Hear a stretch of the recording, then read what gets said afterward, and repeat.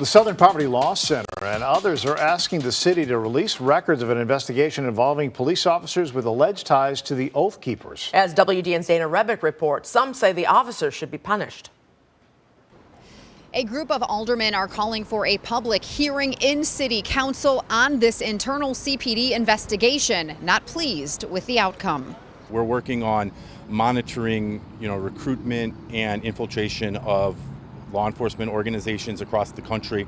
And I pushed my team to respond to this case in Chicago. The Southern Poverty Law Center sending this letter to Mayor Brandon Johnson and Chicago Police Department Superintendent Larry Snelling Tuesday, concerned about the outcome of a CPD Bureau of Internal Affairs investigation into 9 officers with alleged ties to the extremist group the Oath Keepers. The letter co-signed by a half-dozen alderpeople and the Leaders Network, who are upset those officers faced no discipline.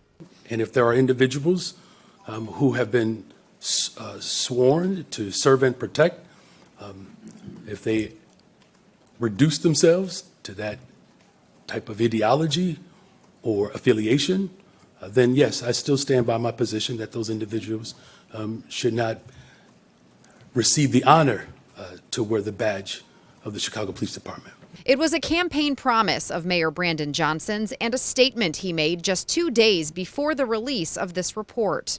Our Internal Affairs Division has reached out to everyone to gather information to determine if these officers were actually proven to be members of hate groups. In CPD's investigation, the Bureau of Internal Affairs ruled the allegations against the officers were not substantiated following interviews with the members and based on the evidence available, saying the officers did not actively participate or attend any Oath Keeper-related events or activities. Members of the Southern Poverty Law Center say evidence uncovered in the investigation proves they were members and that violates city policy.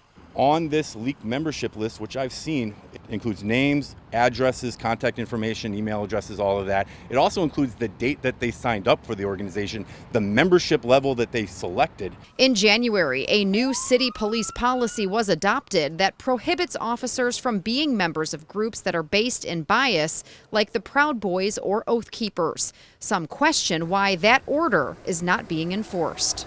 It's their job to figure out how to discipline these officers, and there's rules that they broke. We know that they broke them. They admitted to breaking them.